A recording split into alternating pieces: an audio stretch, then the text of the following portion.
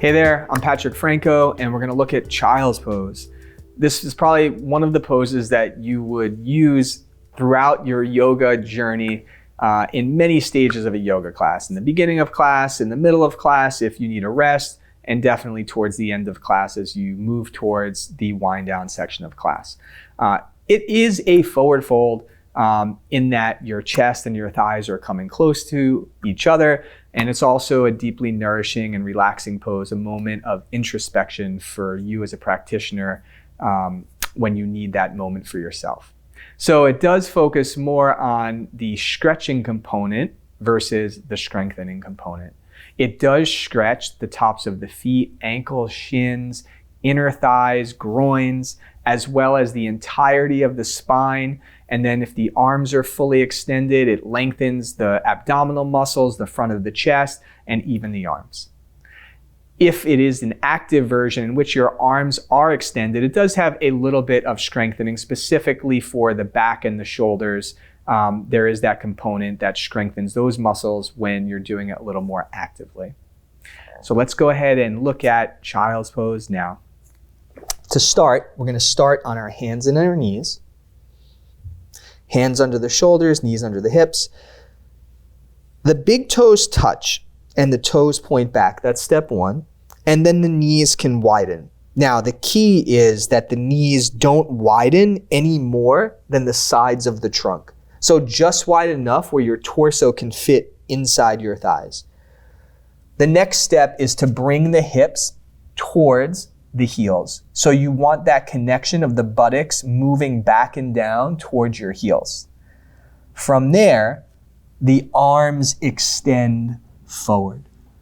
And because the buttocks are pulling back and down towards the heels and the arms are extending away, you get this full spinal stretch, abdominal stretch, armpit stretch. And then at the very end, once you get all the length and expansion, you can let your head relax.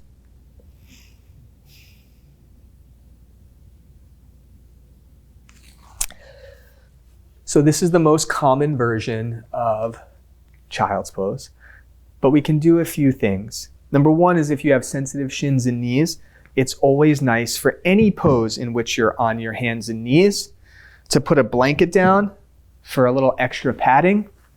Why not? So the first thing we can do is to lay a blanket down just so we have a little extra padding for our shins, ankles, feet, and knees.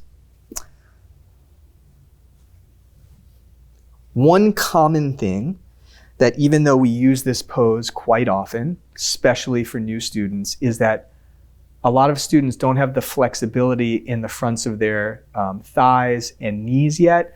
And so the buttocks might not come to the heels. And the last thing that we want to do is force that to happen. But in order to stretch forward, it is nice to have a grounding component of the hips. So if your buttocks do not reach your heels, a bolster or even a blanket is a great tool to fill the gap. So, for example, if my buttocks didn't reach my heels, I can put a bolster between my buttocks and my heels. And then when I come forward, I now have something to press my butt bones down into as I extend my arms away. And that way, I can get that nice spinal extension, abdominal extension, and let my head relax down.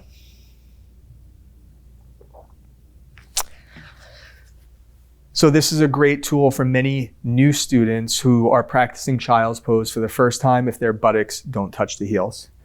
We'll look at one last thing, and this is the use of blocks under the hands. This is really nice if we want to focus on the active version of child's pose with the arms extending and with the hands on the blocks. You'll get a little bit more of an opening in the side of your chest and your upper back. So everything is the same.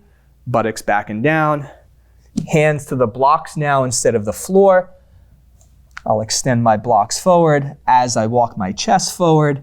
My arms are active all the way through my fingertips, and I'm pressing my hands down so my triceps are lifting, and then I'll let my head relax.